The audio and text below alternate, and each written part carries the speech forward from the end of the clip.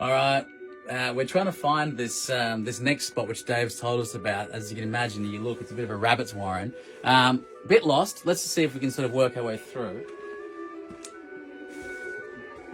Okay, this looks about right. I'm starting to see Halloween props here, shrunken heads. That's normally a giveaway. All right, here we go. That looks like something which might be leading us in the right direction. Oh, heavens above! What's down there? Got the moving statues and all sorts. These are, oh, well, hang on. We must be in the Halloween zone. Look at this. Creepy ghost paintings. Here oh my God, what's this terrifying thing? There he is. There I am. The Phantom. That's right. I'm the master of mayhem. Yeah, there he is.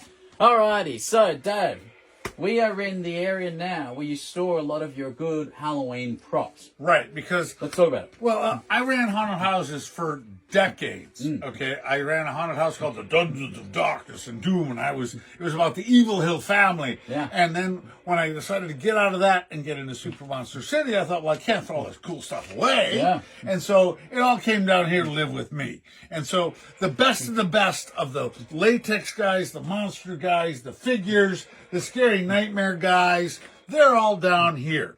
And so when I come down the stairs, I kind of, say hi to everybody. Here's a guy. Yeah, here we go. So stuff like this have been terrifying children for how long? At least 20 years. 20 years. Yeah, and so some of their sensors, this poor guy used to have a life, but he's dead now. He used to bang like a zombie monkey. Yeah. And I had props from old theaters that I got when they went out of business. I've got, here we go. Here's a nice light you can carry around with you, and then you just go. Okay. Yeah.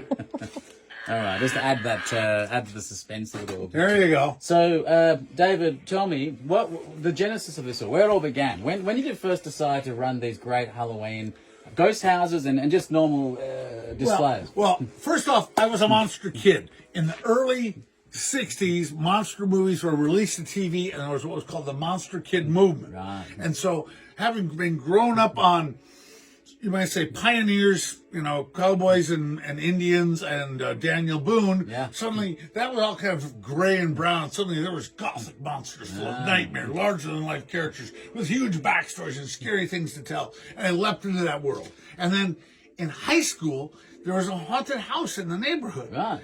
There was a big charity fundraiser thing, and so I got dragged in by my friends. First night I spent was in the electric chair, and I found my calling. There you go. I was like, this is so easy, so cool. I'm making stuff up in my head that nobody else is thinking about because I've got that backstory. Yeah. And then I went off to college and I ran haunted houses for a bunch of years. And then I went away and traveled the world and collected crap.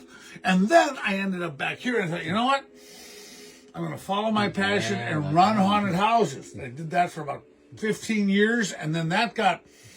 I did my run, and then my good partner Steven said, well, what do you want to do now? And I said, well, I want to put my toys on display. Yes. And that's when Super Monster City was so born. It all comes out of... So in many ways, there's sort of two peas in a pod, right? I mean, exactly. You got an exhibit which is interactive, and people can run and get scared, and there's monsters and actors. Right. And this is the same sort of thing, but it's a bit more... you can run it all year round first, I guess. Well, yeah. It's not just... And also you can travel the country. That's true. And the great thing is, it's more than you getting scared like a nightmare happening to you. Yes. It's about the legacy of memory.